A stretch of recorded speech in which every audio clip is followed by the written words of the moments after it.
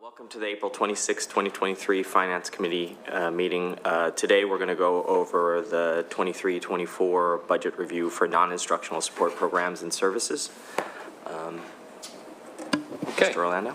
Sure. So as Mr. Ali said, we're talking about the non-instructional support programs and services. And I think last week we had spoke about our budget presentation overview. The 23-24 budget overview is an educational financing plan for the children of Lower Merion. Along with all the other school districts, we're following the Pennsylvania Charter accounts. You'll see the expenditures broken down between function and objects codes, and then we'll also highlight the major budget drivers as well as any significant impact on next year's budget. This slide is the same from last week. We have an overview by the function. And if you remember, the function required by the state reporting purposes describes the activities in which the service material is acquired.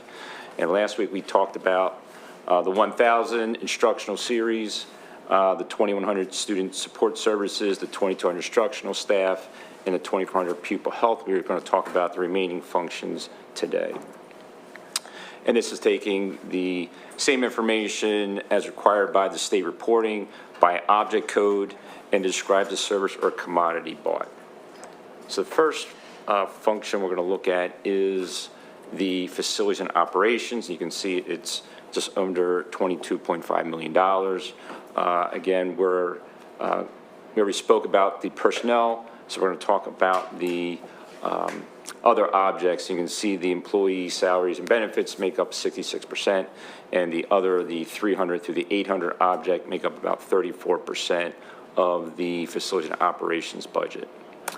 And you can see the chart here is about $7.6 million in objects 300 through 800. And Mr. Pitts is here to kind of go into detail on the budget drivers for the 23-24 budget. Good morning. I'm going to go through what the major components of the various objects are, and then kind of give a summary of what the major things that contribute and drive the non-personnel side of the budget. Starting off with the 300 purchase professional and technical services, two major components on that. The first one is security. That's the bigger portion of that, and the second is professional service. Under the security portion, what's in this year's budget is primarily guards, the Raptor systems, and some planned camera upgrades for the exterior camera systems. Under the professional services, those are such things as architects, design, and license inspections like stages, gym equipment, and bleachers. Going on to the 400 series, this is a little more interesting. It's one of the more catch-all categories.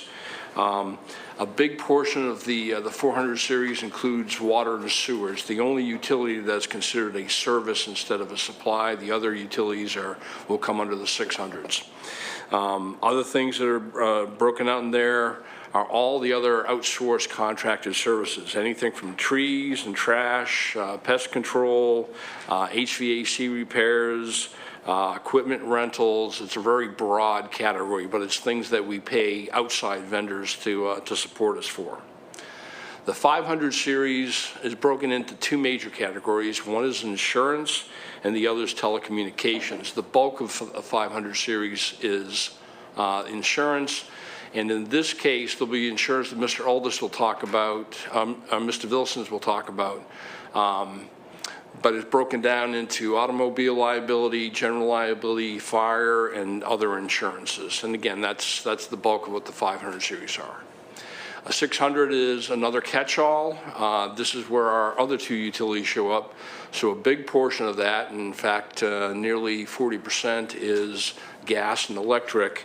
The other aspects in there are custodial, maintenance, and ground supplies, and everything that we basically get to keep the buildings operating.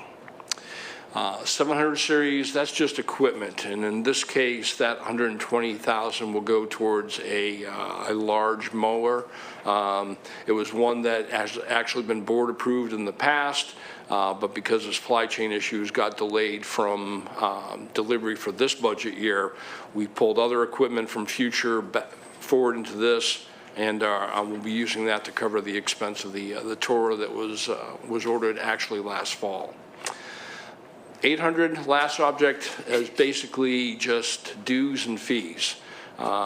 We pay for people's professional services, professional associations, and licenses and training for our asbestos and IPM pest control internal applications. I will pause now before I go into the summary if there's any questions on the numbers. Next slide, please. Again, kind of covered what the big rocks are, but energy and supply basically drives about 3/4 of the non-personnel budget for operations. Contracted services about 20%, general insurance again about 20%, and outside repair and service agreements about 20%. These are all the things that we basically have to do to support the district through the year. There's a lot of uncertainty in terms of the energy markets. We never know how hot or cold it's going to be. We never know what's going to break. We never know what programs might come up mid-year. We try to take a balanced approach on all of those things and hope they all don't hit at the same time.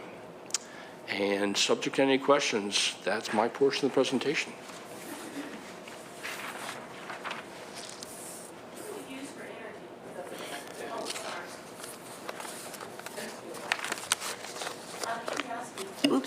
Out of curiosity, who do we use for energy? Who's our energy provider? So for delivery, it's all PECO. PECO delivers both the gas and the electric.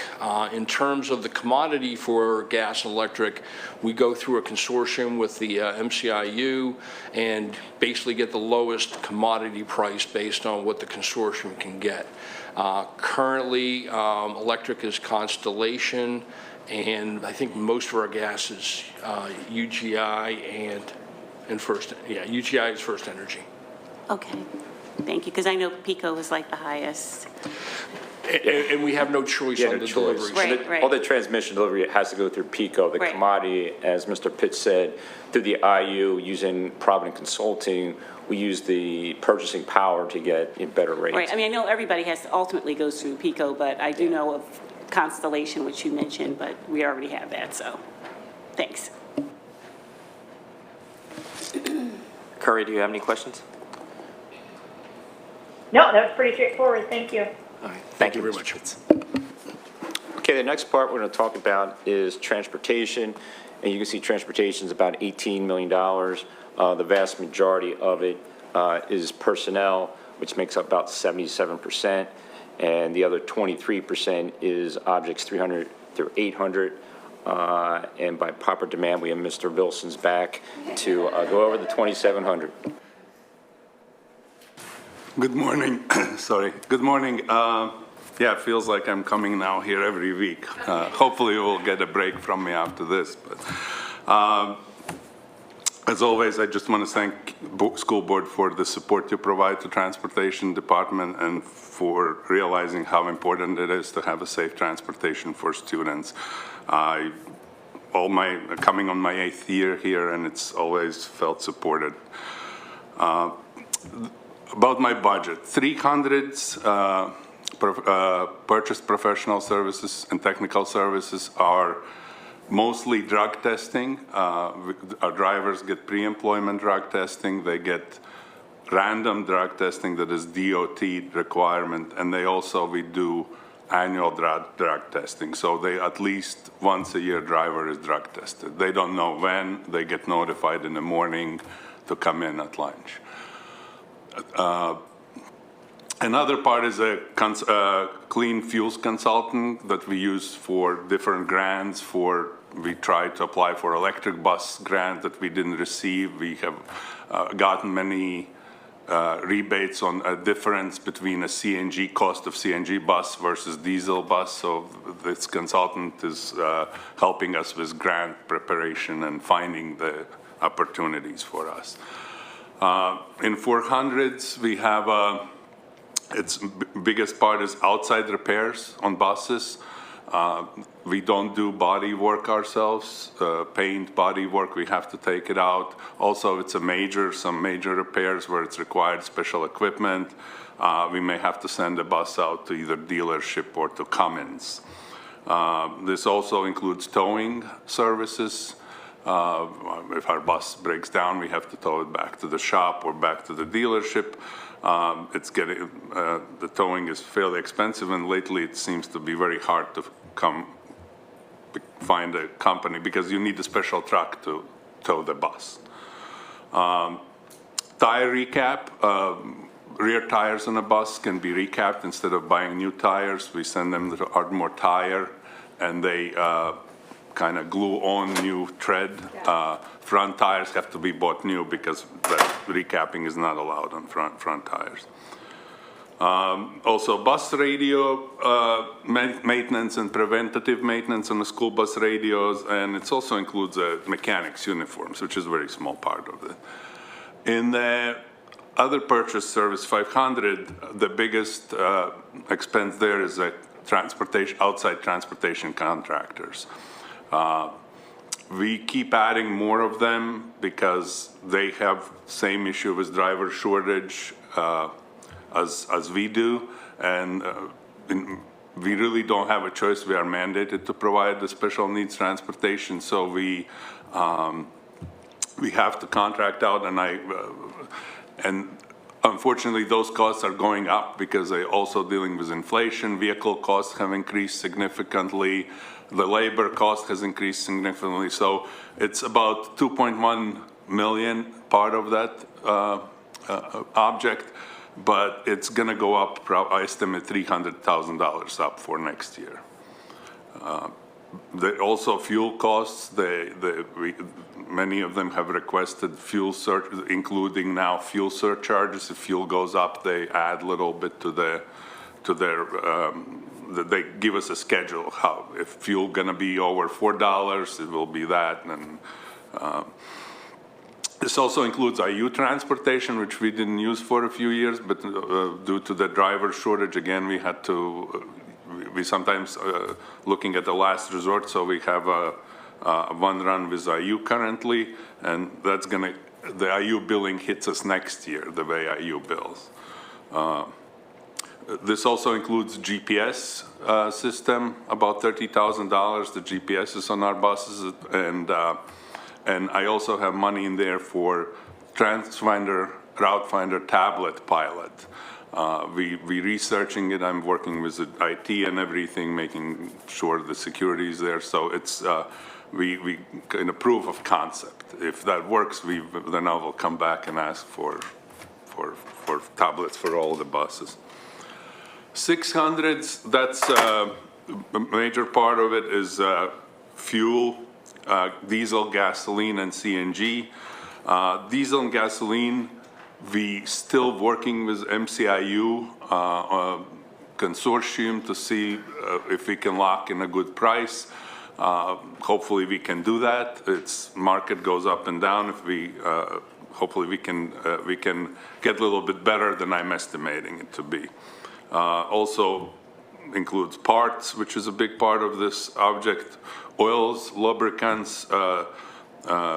Also software, routing software, dispatch software, shop software where we maintain information on all buses. Also, there's at least 10 diagnostic software titles. You need computer now for everything to diagnose, for brakes on a bus, for transmission, for engine, and different, we try to use like Allison transmission, Cummins engine, so it's the same, but it's very expensive software to get all the codes and explanations on the codes. So that's a big, we every year have to renew these subscriptions.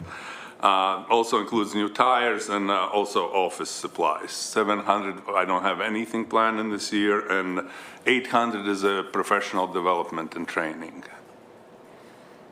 That's my, I'll pause it, ask questions, but. Any questions from the committee?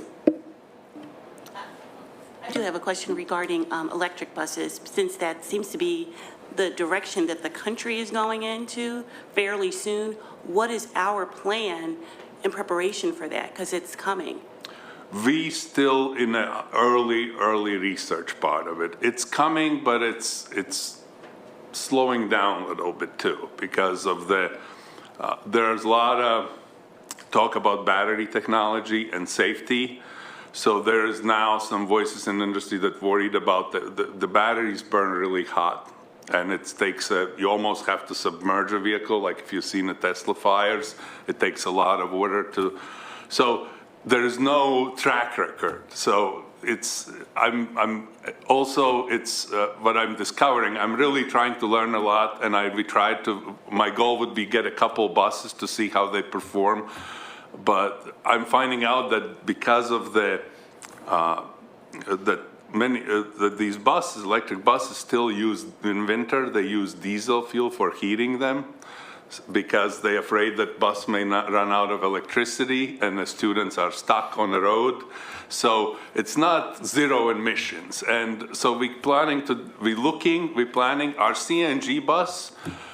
There are scientific information that CNG bus may be it has emissions, small emissions, but when you look back how the fuel is produced and everything, overall CNG bus is carbon negative almost. That's information I see. So CNG bus is very clean in the sense that it's renewable energy and everything. So we're looking at it, we know it's coming, diesel is done, but we are very cautious with that because we want to see the safety record of these buses somewhat before we jump big time in it. And it would also require us to re-engineer the grid, which is maybe more expense than actual buses at some point, because to charge 135 buses, it's big. And you have to have a redundancy, because if electricity goes out and next morning all my buses are dead, we can't have a school. So there is a lot going in, but we're definitely looking, and you're correct, it's coming. Thank you. Yeah. A quick follow-up to that, and this is more, I think, just like a broader question around that, is we know that we have issues finding space for parking our buses, and that most of our buses are, we have a lot of buses in several specific places. What would be the expense, I guess you already addressed that a little bit, of making sure that we have the infrastructure there if we moved into electric buses? Like, that would be a lot of infrastructure work in just a few. It would be huge infrastructure work. It would be huge infrastructure work. And we probably would have to involve some consultant or some to make sure, because you build it ahead of time. You can't build it for just few buses and then add few buses. So you have to make the whole infrastructure. And honestly, I'm not electrical engineer, so I wouldn't be able to speak to that. But also my concern is the charging. There's so many new companies in charging, and they're changing. There is now chargers that can be built in the ground. They're very expensive, but so you drive a bus over, just like with your wireless charger, you park the bus and it's charging. Because one of the biggest issues that I hear from districts that have electric buses nationally, upstate New York, drivers forget to plug them in. I mean, my daughter's cell phone is always on 1%. It's always, where is the charger? So people are forgetful. So it's again, you have to figure out. So if you drive over a spot, it will automatically charge. It's not as simple as wireless charger. You have to align a bus, and then light will come on the bus. But that's all still developing, and it's gonna get way cheaper down the road. Right now, it's millions of dollars just for 2 spots like that. But it's a very developing technology, and we'll definitely get there. Good morning, Jim Lill, Director of Operations. If I may, let me give the mechanical engineer response to the electrical engineering item that Mr. Vilson's referenced. We have 24 buses parked at Lower Merion High School. PECO has, I think, at least 2 major high voltage feeds going down Montgomery in the vicinity of Montgomery and Church. So that, in theory, would give them the capacity to handle that feed coming over us to charge 25 buses.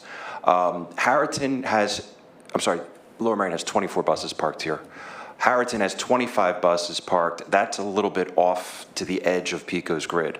So we'd have to, or their distribution, we'd have to make sure they can handle that supply. It's not as heavily covered in terms of their distribution lines like Montgomery Avenue. Madison Ford, I think, is a fairly major feed for PECO, but again, it's not as heavily populated or as heavily covered as Church and Montgomery, which is downtown Lower Merion. So we would have to go through and go into an analysis of that, both in terms of the equipment we would need to have the necessary transformers and distribution and chargers, but we also have to make sure PECO can get the power to us, which they will eventually do. It's just how much of a lift it's going to be, particularly on areas that might be a little bit on their extremities for distribution. Thank you. I have another question that's completely unrelated. Under the 800 with the $2,300 for the training. So the training for the bus drivers, because they do very extensive training, that's not under that line item, correct? No, that's not. It's done by our people. That training is done by our people. It's if we sometimes when we have bus drivers that are ready to take a test, we want to get them on the road as soon as possible. So we can either go to the PennDOT location for them to take a test, or Radnor is certified third-party tester site. So we go to Radnor. Radnor may charge us $250 for test, but we get a driver quicker on the road. PennDOT, sometimes you have to schedule weeks away. So we look which one first is available and we go. Got it, thank you. So the other training for the bus drivers is actually under personnel then? Yes, and the materials we purchase is somewhere in the supplies part of it, 600s. We now trying to subscribe to online videos and things like that for bus drivers. Thank you. Any other questions? Thank you, Mr. Wilson. Thank you very much.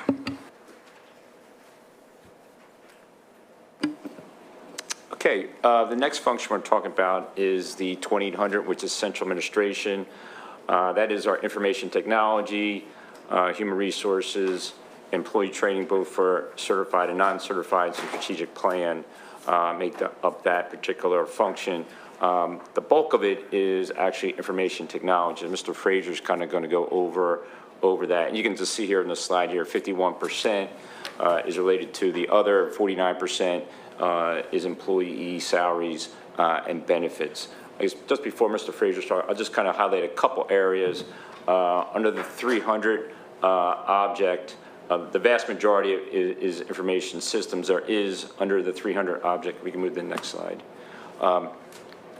The vast majority of that is related to information technology. There is, as you mentioned, just was brought up about training, non-certified and certified comes under that object. So conferences and training come under here in addition to our employee assistance program, and also we have some funds for strategic plan for our achievement imperative. The 400 pretty much is all IT. The 500, the vast majority again is information systems. There is advertising for human resources, positions, whether it's through Monster or some other vehicle is included in there. There's travel costs for conferences related to that. The training we talked about earlier, and then under the 600, again, the vast majority, not to throw it on George, but it's all information technology. There are some programs there under human resources, our time clocks, our we call leave databases, also our HR, our benefits modules, our onboard recording for employees. That's about a couple $100,000 for information technology for human resources. So I'm going to turn it over to George since he has the bulk of the items here. Good morning. And just to go through those by object code, I think. As Mr. Orlando had pointed out, that 300 object code is our outsourced services. So our largest expenditure in outsourced services is actually what's called a security incident and event monitoring system. We send a great number of logs to our outsourced service for that, Presidio Managed Services, and they're constantly culling and searching those logs to alert us if there's some sort of event or anomaly that needs our attention regarding cybersecurity. Other outsourced services that we use in there are like summer staff. We bring additional people on board to help us get through the summer collecting of devices for recycling and also receiving all the new equipment, getting that new equipment prepared.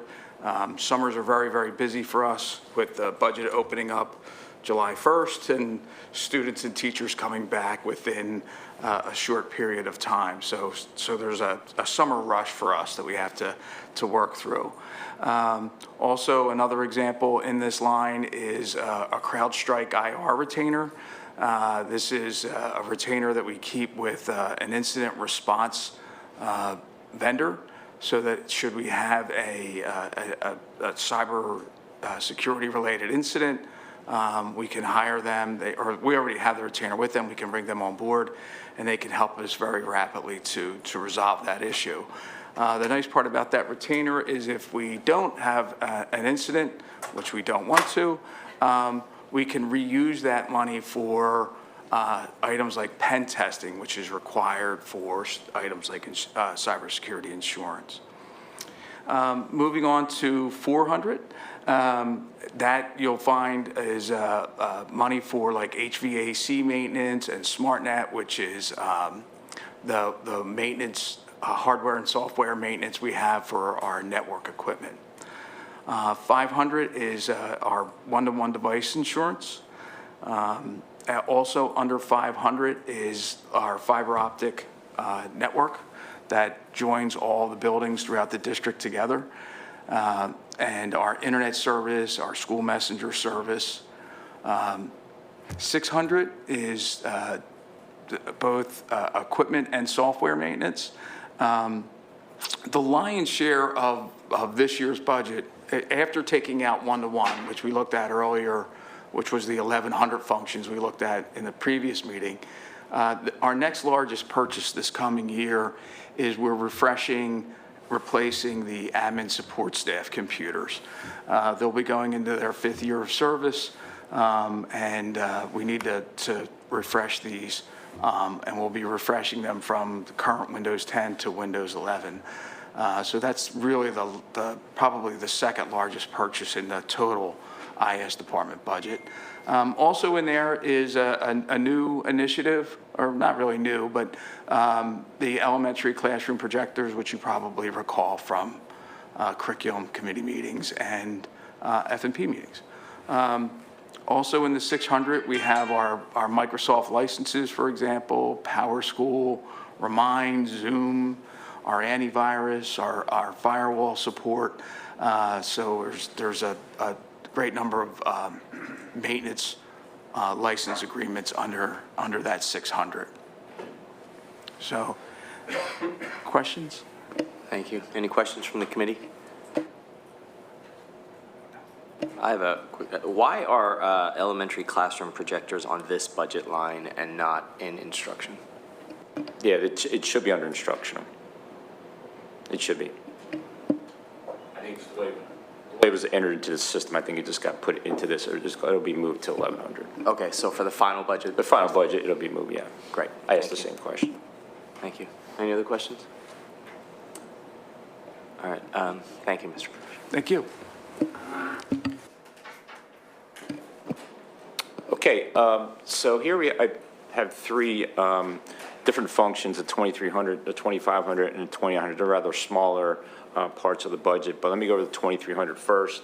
So the 2,300 is made up of the board services, the tax collector, the superintendent, and the principal offices, legal, community relations would all be part of this 2,300 function. So you can see it's only about 9% of that budget is related to the functions 300 through 800. So under the 300, the bulk of that is our legal costs. We budget over $1 million for legal costs. We do have other board services like our auditing fee. Our board docs are under that. It's around $45,000, $50,000. And then we also have our web provider, web page provider, and also our outsourcing for our photographer included in that line item. Under the 400 object, most of that is actually related to a rental for the graduation for both Harrington and Lower Merion High School. The remaining just is maintenance for our copiers. Under the 500, which is about $120,000, the vast majority of that is related to our tax collector. So that's the postage, printing of the tax bills, insurance we have to pay as required by law. Also, other printing would be like for the school calendar or newsletters that go out would be under that. And there is some advertising for, board meetings and so forth are included in that. Under the 600, most of that is all just supplies at the building level and also some IT costs related to subscriptions at the school building levels. And then the 800, most of that is all related to PSBA, NSBA memberships, superintendent memberships that they belong to. And then under the 2,500, you can see the vast majority, 92% is all on the business office staff. The 8% is related to the 300 through the 800. There is one change of classification. You can see the 300 now is 0. That's moved to the 600 related to our e-finance and other software systems that there's a change in the accounting code. So that was moved down to that line item. The other items really just postage is in the 500 for sending out bills, POs, general business stuff for the school district. The 400 just is some maintenance. We have our mail machine for the district. We have our folding machines and so forth. Comes under that realm. The 800, there's a decrease in that. Most of that is due to our paying agents. We have about 10 different bond issues, and there's paying agents we have to pay for. The one bond is actually going to be extinguished in August of this year. That's the variable bond rate. So there's a monthly fee that we have to pay administrative-wide. That will go away since in August we pay that off. So that's why there's such a decline in that particular line item. And then the 2,900, that $152,000, that's the payment we make to the MCIU for the membership services budget. That comes into that line item. So if you remember a couple months ago, you approved the general service budget for MCIU. So that's our contribution fee. Now the school code, it comes under the 2,900, 500 object. Okay. And then there's no question. I'll go on to the next. We have the. Actually, Yeah, go ahead. yeah, I do have a question on the 2,300. So for both the 2,300 and the 2,900, the salaries really are driving, salaries and Correct. employee benefits are really driving those increases more so than anything. I did have a question on the 300 of the 2,300. Just that the budget for last year and this year is noticeably smaller than the actuals from the previous years, and I just want to get a better sense of that. Yeah, I think it's just been, litigation matters that we had in the past. Some of those have been resolved.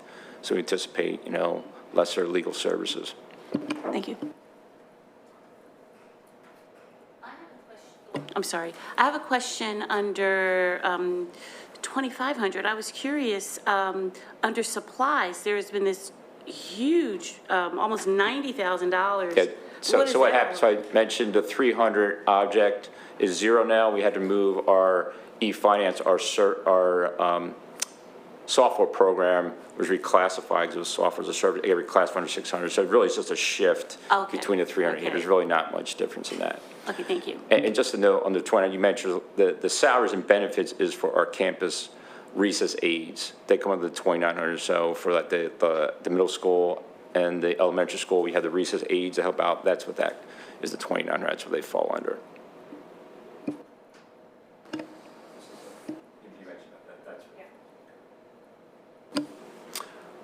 Okay, the next is the 3,000 series, which is made up of our athletic and student activities and also our community services. So you can see the vast majority of the 3,200 is salaries and employee benefits, that's all your coaches, your advisors, your athletic directors, the support staff coming to the 3,200 personnel costs. Under the 300 object, which is about 477,000, that's our athletic trainer for both the middle school and the high schools. We had it through Rothman. We're entering into our second year of our agreement with them. Also, it's the referees, it's the officials, it's any type of contracted security, it's the police at the events that we have to pay for. Under the 400, it's all right. Thanks. Under the 400 is a little over $100,000. Most of that is related to repair of sports gears or reconditioning of helmets. It's also rental for our crew licenses or temporary lights at Harriton, and also some miscellaneous copier costs at each of the schools. Under the 500, which is about $264,000, we have contracted transportation for both our activity and also our athletic programs. As Mr. Wilson's mentioned before, if our drivers can't do it with the contract out, you see those bills come in, that comes under here for both our student activities and for our athletic programs. We also have insurance for athletic programs and our clubs that's under there. And then there's just travel for the coaches. Sometimes we may have some teams that may make it to the states. You have a diver, a diver that goes out, we have to pay for that cost. So that's paying for those expenses. Under the 600 series, it's about $500,000. Most of that is all related to supplies, athletic trainer supplies, sports supplies, uniforms, helmets, any type of software we have. I believe we have Huddle and a scheduling software they use also there. That makes up that bulk of that. And then the 800, a lot of that is just for fees and dues to be the Central League dues, associations, the different sports for like crew, tournament fees we pay to go into. It's all paying for all those different dues and fees under that particular object. And then the 3,300 is our community services. It's basically two items. One is our crossing guards that we pay for Lower Marion and Narberth. We split the cost of that 50% each. That comes under here. Also, our community pool. So through IM Pool, they maintain our pool. So we have some low cost there for repairs, any type of supplies. That makes the bulk of the 3,300 for that item. Any questions on the 3,000s? I'm just curious, what services are we receiving from Rothman? Athletic trainer services? Right, so we're hiring athletic trainers from Rothman? Correct. So the board approved last year, you approved a 3-year contract with Rothman to provide athletic trainer services. So you have the high school, you have the middle school, we have trainers there for the programs, we have the games, and somebody gets injured, also doing like training with the students. We've had that. All schools have athletic trainers. Right, but all schools don't have Rothman, so Well, we went out for bids. We did an RFP. Right. They're the only company that actually applied for it. Really? Yeah, there's not the demand out there. We've gone to a half a dozen different vendors, and the last 2 or 3 times, Rothman's been the only company that submitted a bid to us. We had a different company years ago. Actually, it was a 3-year agreement. After 2 years, they terminated the contract, a different vendor, and we had to go back out to market. We did, and Rothman was the only one that has responded to our, and it's just not us. I mean, colleagues call me all the time. They're having the same problem trying to get trainers. Companies, they're just not out there, and it's, the profit margin's not there either for something to do like school districts, so it's very difficult when you're dealing with professional teams that are getting the same trainers, and they can pay a lot more than we do, so it's a very tight market. Right. Okay, thank you. What so part of that, the districts are required to have athletic trainers on premise, correct? Like during sporting events?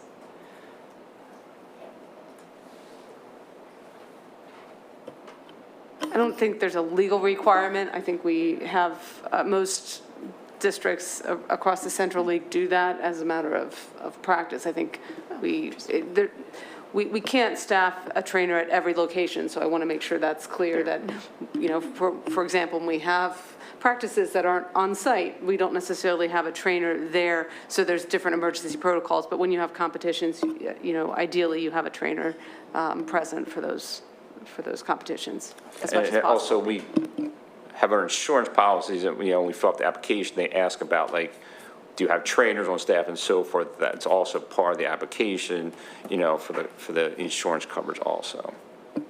Thank you.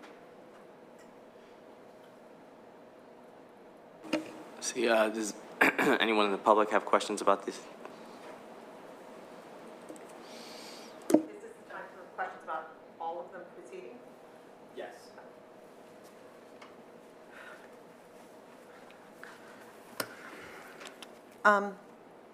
I guess I have about this part. Oh, I'm sorry, Tanya Schreiber, Winwood. I was wondering, you said that you pay for travel outside the district for sports if there's competitions. Is that true? What do you mean when you say pay? So when we have athletic teams that have to go to games and so forth, correct, we pay for the transportation. Is that what you're asking for? Yes, I just wanted to confirm. So my understanding is that we had the robotics team for one of the middle schools won a national competition, and they had to raise their own money for that trip to compete because that wasn't covered. And I guess I'm wondering what the distinction is, why athletic trips are covered and robotics wouldn't be.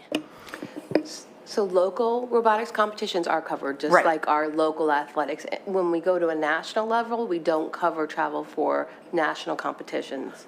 Okay, so is that true? It's true. It's same with athletic teams that go out of state for, Okay, we don't pay for that. So it's only local competitions. okay, thank you. Just to clarify, when he mentioned state, it was 2 states, not out of state. Thank you. Correct, yeah, state competition, correct. That's why I was asking for the clarification. The other thing I wanted to ask about was transportation. When it comes to the cost, I've been looking at all of the neighboring districts and the amount spent on transportation, and Radnor, Central Bucks, Upper Darby, TE, as well as the national averages. And in our area, the amount spent per student ranges between about $700 and about $1,400 per student per district. The national average is about $1,100. Our system, our transportation system, we spend over $2,500 per student on transportation, which is almost double the amount that any of our neighboring districts spend. And they all have, I'm assuming, comparable obligations to private school students in sports. And I guess considering that the amount, if you compare what we spend per student as compared to the highest amount spent by any of our neighboring districts, the additional expense for Lower Merion is over $6 million a year. We pay the same amount for our drivers per hour. We offer the same benefits, I checked. What else did I check? Yeah, it looks, I tried looking every which way as to what we spent per student and what we spent on staffing costs, and I couldn't find any discrepancies. So I guess, as you can imagine, my question as always could we say that if there's an annual possible savings of over $6 million, that it might be worthwhile to do an evaluation of the efficiency? And I know that in the past, they said that in 2017, MIT had evaluated our system, and we know that that isn't the case, that our system hasn't been evaluated since 2017. I want to clarify, they never said that MIT did the actual evaluation. Right. It was a conversation with MIT Right. where MIT said, don't waste your money on hiring us because we're not going to be able to provide enough to make that contract worthwhile. So- Absolutely. Okay, I Mr. just wanted to Vilkins clarify explained, he went to an ISC meeting and he said that MIT was basically, it was a student-run group with obviously sponsorship, and they said that their particular skill set would not provide value. And so I guess what I'm wondering is, we purchased a system, it went in place in December. We know that system provides efficiencies. If we're at double the cost compared to our neighboring districts, is it worthwhile to explore opportunities to find additional efficiencies if the value could be over $6 million a year? Again, I know we do the best that can be done by hand, it looks like every other neighboring district has found a way to do it by half. Just to add a couple of questions to that, in terms of comparing to other districts, I don't know if you can address this, Mr. Vilsons, around whether other districts provide late buses. And again, I don't know what percent of the overall cost that would be. One would be late buses, because my understanding is that not a lot of other districts provide that. And also the percent of how many private school rides, for lack of the correct terminology, we provide versus other. I would be curious about those. Yeah, there are a couple things. When I do look at other districts, but what I found out is accounting is a little bit different too. So secretarial staff, it may be going in under different budgets sometimes in some districts, where they assign certain things. It's a little bit different. So it's really not always apple-to-apple comparison when you look at a total number and divide it by students, because I know many districts share secretaries between the business office and transportation and things like that. So our budget, basically, all the transportation staff salaries go into my budget. So have to be very careful looking at that. And then the second layer is the level of service we provide, and I've worked for other IUs, and I always see the other districts. They can't believe what we do compared to other districts. I live in a Springport school district. There is no late runs. If I have a band, my daughter has band practice, I have to pick her up, 4:30, and that's it. We provide 2 late buses. We run 20 buses. We run. Other districts that I talk, they limit sports trips to 10 trips at night. We probably have a close to 30 tonight that we're gonna do if it doesn't start raining. So our level of services we provide is hugely, immensely bigger than any other district provides. When the high schools, I think it's coming up, high schools have a testing, PSSA or whatever the testing they do. We provide 2 runs. We run in the morning and regular time, and then we run later, I guess, for the students that don't take a test and come in later. And not happening in other districts. In Springford, if I don't want my daughter to go on a regular bus, tough. I have to get her there at 10 o'clock myself. So a layer of services, that would be board decision if we want to continue to provide. But I want to make sure we're comparing apples to apples, and I feel, and there are even a summer transportation. Really, legally, we only required to provide early intervention transportation, which is a very small part of it, and ESY is mandated transportation. Rest of it, nothing. No districts do anything more in the summer. We run half a fleet because we do spies, we do all different programs, which is really good because it's for inclusion, because there are some students, I would love to have it in Springford, but I'm always at work. I can't get my student to, like, there's camps that starts at 9, I can't take her, and my wife can't take, so it's really good service. Lower Merion has decided to provide it. I think it's great, but when compared to other districts, these factors are not calculated in when you split it. Just you would have to take everything out and just compare home to school transportation. So no, that's really helpful, because as I said, I know that there's other districts that are doing this for $700 a student, and we're doing it for over $2,500. And if the difference is not mandated runs, but that we are spending over $10 million a year to offer additional things that aren't required, which is what it sounds like, that the difference, I mean, yes, some of it's administrative with the accounting, but it sounds like a significant portion of the, I don't know what it was this year, but over $16 million, it sounds like it's discretionary. And I know that the board is looking at other things that, that they'd like to provide. So it is useful if what you're saying, what would you say, if you could ballpark it, what would you say of the $2,500 per student, what is the amount that's required by the state that you're obligated to offer versus the discretionary amount that the transportation offers that the other districts don't? Would you say honestly, it's half? I can't provide that number. I haven't looked at it that way. That would be really difficult accounting in regards to that, because it's, like I said, we would have to really put a price on every service. I mean, it's the way it works also, like, we have drivers that have come to us from Radnor. In Radnor, it's the same salary, not as great benefits. I think they have to wait a year to get their benefits there, if I may be wrong about that. But they get 5 hours a day, and that's it. Because there's no late runs, I don't know if they have midday transportation, and there are a limited number of trips. Our drivers work 6-7 hours a day, minimum. That's like a regular driver that doesn't want to do any extra work, doesn't want to do midday run, late run, or sports run. Many work way more because of all these sports trips that we have going, of all the activity trips and midday runs and everything. So I don't want to put out that number because that would not be even close to educated guess if I would make it. But I mean, there is definitely if you would look at the home to school, we would be a lot closer to other districts. I mean, it sounds like also we have, because we offer more hours and we also allow them to pick up additional hours, working lunches and stuff where they're making time and a half.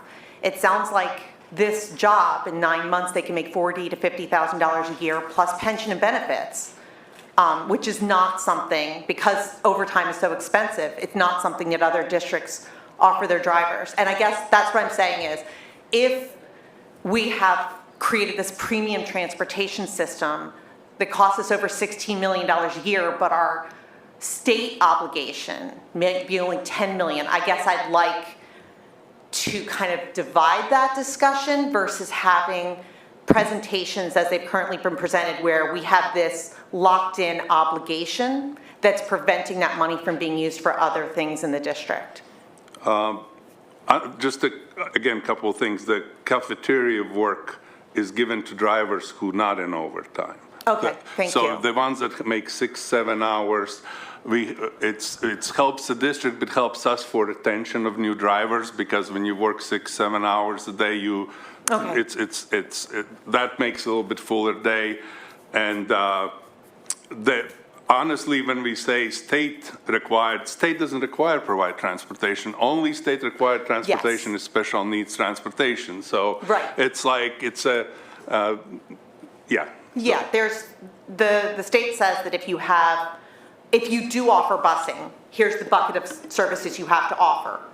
And then we also offer a second bucket of services and transportation that are not part of the, PA says, you offer it or you don't, that's a decision.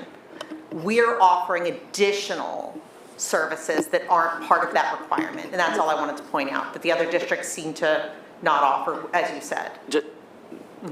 Those questions are really more for the board and not for Mr. Wilson's. He's certainly able to answer any tactical questions you have, but you're asking more of a philosophical question. Feel free to jump in. I mean, at this point, the board has approved our level of transportation. If you disagree, you're certainly, welcome to voice your opinion. At this point, I don't feel or hear any concern from the board on the level of service or desire to change the level of service. But if you want to engage in a conversation and start that, I think the students appreciate, the families appreciate the level of service they're getting, and we're happy to provide it. And I would add in terms of that late bus, I consider that a huge equity issue.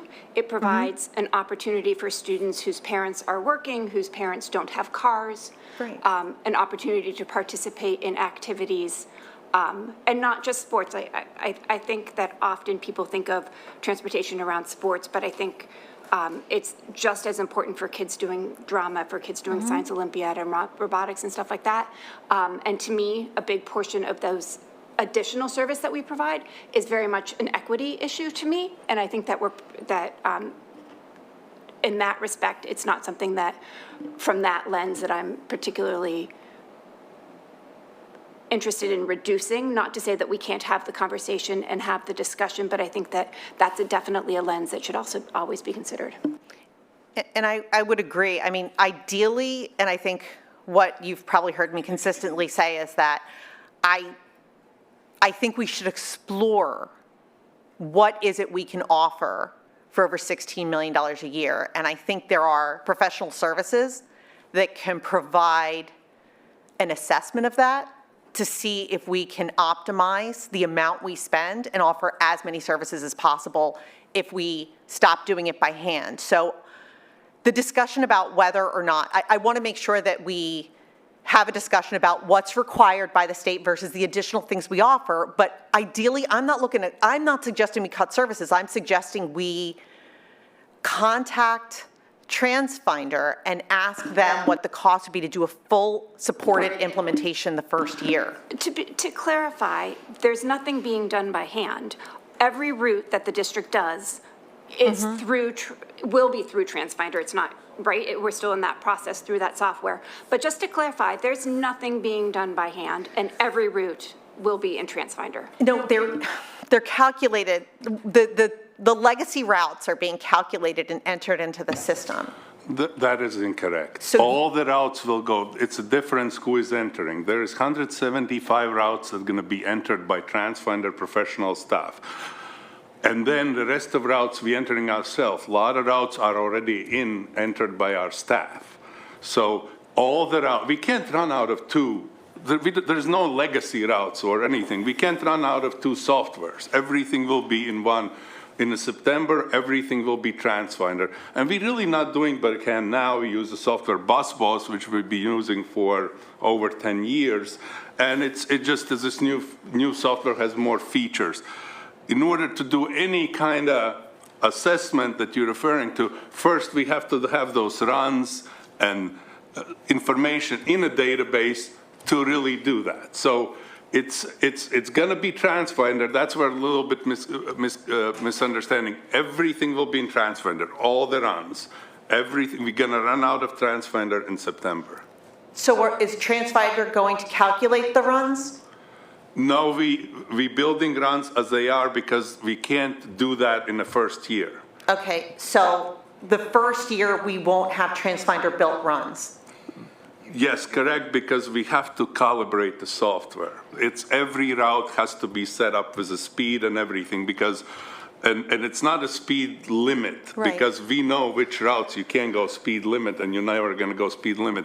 If you start running it scenarios now in this current software, it will get you, it will have two short bus runs and it would never work out. So it has to be, there is a lot of work that we're spending hours. We have trainings, we're working with TransFinder. We actually requested them to switch a trainer on us. We're working through that. Everything has to be calibrated. Everything you read, they refer to local knowledge. We are that local knowledge. And Lower Merion School District is humongous with local knowledge because we have roads that are, two roads is the same name and things like that. So system can confuse. We have to figure out that. So we have to calibrate system before we go. And there's a lot of optimization built in that software that we're going to take advantage. And then it's up to the board if they want to decide. But it would be definitely too early because first thing TransFinder would say, we need everything in the software. Okay, this is really useful. So this, for the next, through September, you're going to be entering the current routes. But TransFinder is not going to be calculating or updating or modifying those routes. Not professional services from TransFinder, but that part of it is built in the software. Right, but it's... So the AI is in the software, not in the people and transportation. I mean, it's not really assumption that TransFinder consultant will come in a district and they will know better than our routers who know every route will not happen. So we have to use the AI part of the software with our people. So it's built in. We're going to use it. No, I know. I guess I was asking if we could have them do more of the data entry so you could focus on things like you said, all of the local knowledge. But so you're saying that by this upcoming winter, all the data would be in and we'd be able to run the routes. Correct. And see whether or not there's efficiencies. Yes. But our goal right now is just to get to the place where we were with our current software, and then we will look at efficiency. So if I could just, we're here to talk about the budget. I would encourage you, let's take this discussion offline. But I also want to correct, in 2017, we talked to MIT. They told us they couldn't help us improve. MIT couldn't help you, correct. We also actually engaged a second what was that shop? School No, they bus came, they were consultants? here, they sat here, we all talked about the buses in 2017. School bus consultants? Yes. Okay. In 2017, they were here in this Yes. room. So there's this perceived, you're starting with a perception that there's massive inefficiencies that could be helped with a consultant. We've actually engaged, and sure, it's possible things have changed dramatically since 2017. Maybe we're incredibly more inefficient now than we were in 2017. But in 2017, we actually engaged with another shop, and we talked to MIT, and nobody said that they could improve our efficiency. And now That's not how the meeting went. But again, I don't want to get too deep in the details here, but that's Right. not how this meeting went in let's 2017. take the bus discussion offline. We're here Where to would talk that about the budget. discussion happen? I mean, There there have been other forums. If you want to email me, I mean, I've always, engaged you. When you send me emails, we can take these discussions offline. But I think there's this perception of inefficiencies that you keep putting out there, and it's not based on anything in fact other than your concern that there's inefficiencies. And totally get it. You're looking at bottom line numbers and saying, hey, this number is bigger than this number. But as Mr. Wilson said, it's not apples to apples. Okay. So if you want to start a campaign to reduce services, we're happy to engage. That's not what I want. So I want an honest presentation about required services versus what we offer, because it's often presented as the same. What dishonest information have you gotten about required services versus non-required services? I would argue We've actually said that we're offering more than required services, and we're happy to do so. And every conversation or every presentation I've heard about transportation has discussed the late buses as an additional service, so. Okay. Thank you.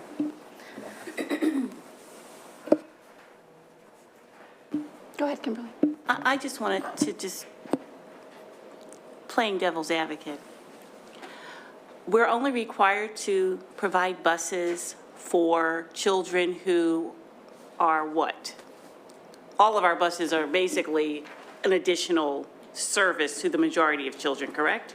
Correct, we could, other than special education Okay, students, so we could choose to so provide if we no just service. reduced our service to special education, what would that cost be if we were to do that?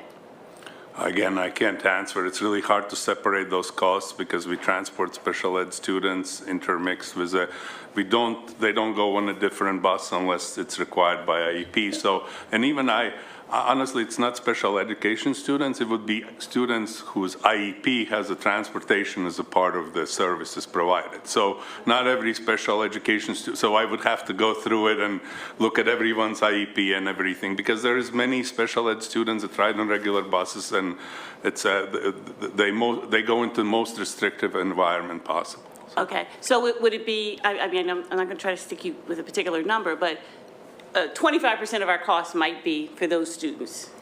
I'm just afraid to give you that number because once I put it out there, I have to live by it. I'm just asking for like a ballpark, just as an example of what we're really providing, which people really want. They don't want the transportation to go away. I'm sure that the majority of families want transportation. But I just wanted to try to break down what's actually required versus what we're actually providing to everyone for the same reasons that you're saying, for the equity issue. And, quite frankly, even if you have a car, but if you have to be at work at 9 o'clock, you're not going to drop your kid off. Yeah, I mean, again, I can't from the top of my head. It's a little bit complex. The special education students, probably 10% of our students transported, but they take up most of the time because there's always changes. They change schools, the requirements change. So our office staff spends probably 70% of their time working daily on a special needs runs because there's requirements. Students go for evaluations. There are change of services, change of requirements, change of equipment. So you can take a percentage of students, but they will be more expensive than actual number percentage in the population. Right, so I understand it. It's sort of like 80% of the time is spent for 20% of the students, just using the 80-20 rule. Kind of, yeah, because it's just more complex. Right, okay, thank you. I just have, we'll digress there, but let's go on to the next slide. Just have two more, and then we'll try to wrap this up. And then If we can move on, Denise, to, there we go, the 5,000 series. So the last series of 5,000s, other uses of funds. This is our debt service. We have 10 bond issues for our debt. The 800 is basically our principal amount. That's for debt service and our capital leases. And the 900 is for our debt service and capital leases principal amount. That's about $24 million. And then the rest is transferring to our capital reserve fund and also to supplement our student activity fund is the balance of that. And I believe our next meeting will go more into detail on our capital reserve transfer items with that. And then just wrap up, go back one, sorry. That the next meeting we'll talk under policy 620, our fund balance and our reserves. As I just mentioned, we'll talk about our capital reserve transfer items and then any type of budget follow-ups we had from the last meeting and this meeting will occur on the 10th of May. And that's all I have for right now. Thank you. Any other questions from the committee? Mr. Lee, if there are any questions from the committee or the public or the board, I'd like to thank the board on behalf of the hundreds of employees within operations, both building maintenance and transportation. We definitely focus on safety and all the children that we transport, the staff that are in the building, and even our own staff who are working on high voltage, driving a large bus through heavy traffic, and custodians in the buildings at all hours of the day. We've always had this, very appreciative of the support from the board for our mission, and I just wanted to, at a personal level, thank you. Certainly the board appreciates the efforts of everyone on your team and everyone else who works in this in non-instructional. Thank you. Any other questions from the community?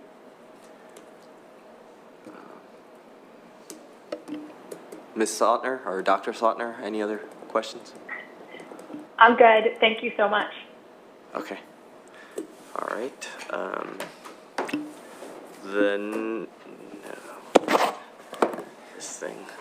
The next finance meeting is May 10th, 2023. As Mr. Orlando said, we'll talk about reserves and fund balance and capital reserve. Thank you. Meeting's adjourned.